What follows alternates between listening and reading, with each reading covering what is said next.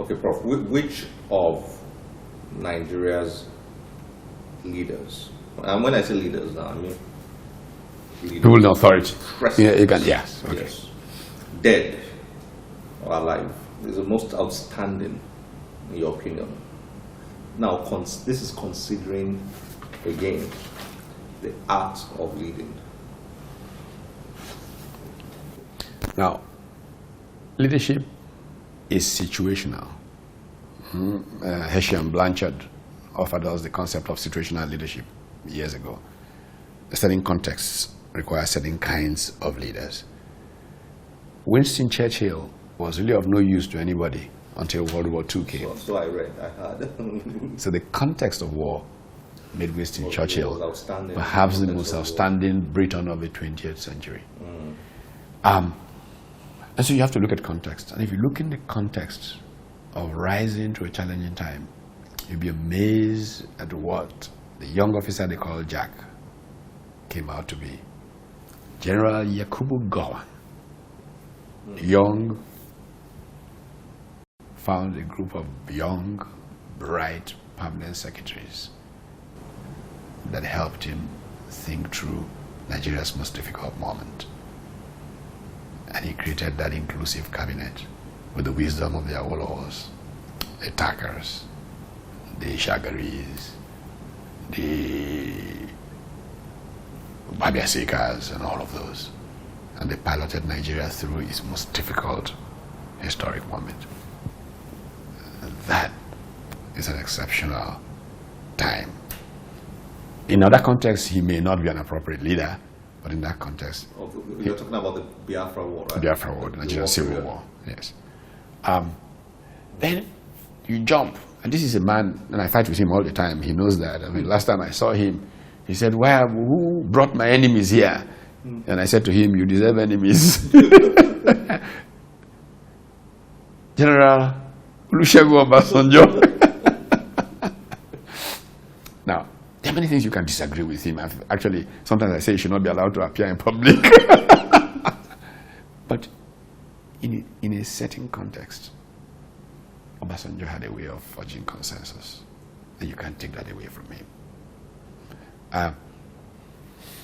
These are strengths that we have seen. I wish Umaru Musa Yar'Adua were healthy and had time. Maybe we may have seen something. And I use as example of this the effort he made to persuade me to join his cabinet and the way he went about it.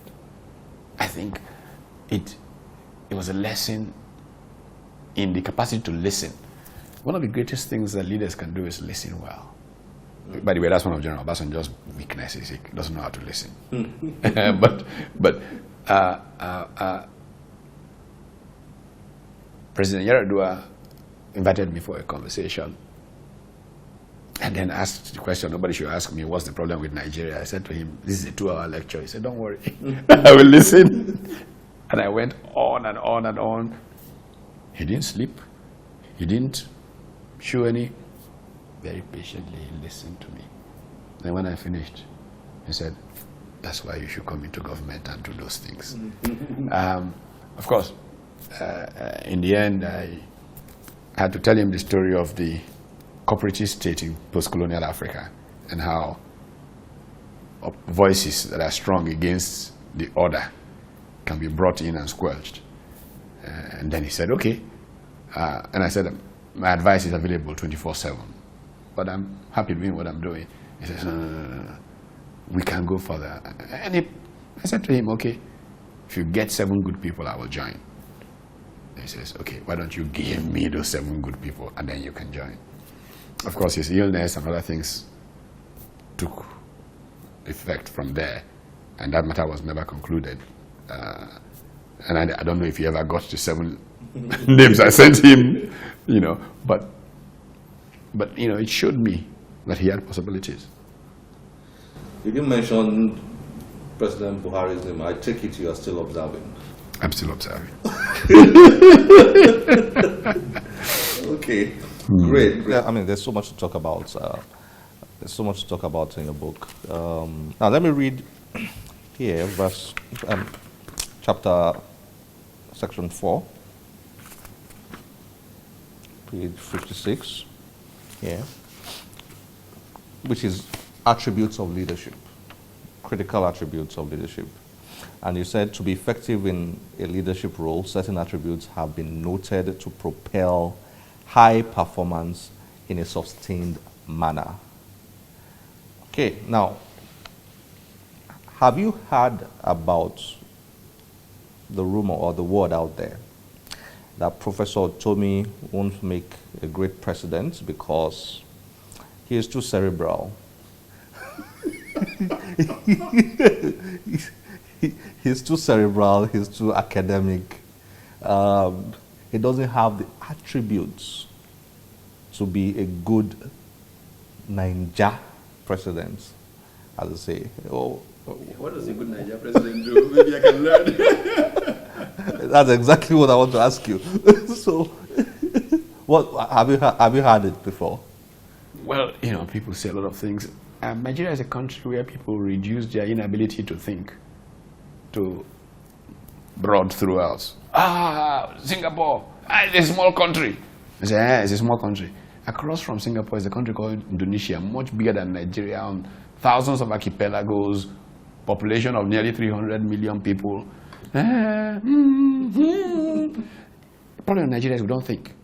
We stop thinking in this country. And so we have general, you know, cliches for writing off what we can't explain.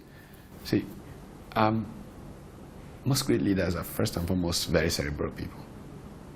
Because it takes thinking. Very cerebral. Most. Barack Obama is a professor of constitutional law. Americans don't throw out their titles. So people say, oh, okay, he's a lawyer. No, he's a professor of constitutional law.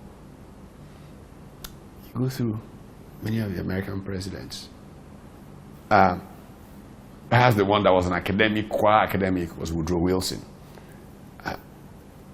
But to think that being able to think is an offense is one of the things the military did to Nigeria. And we absorbed it, hook like, that man, hey, to speak grammar, and grammar will go chop. And that's why we are where we are.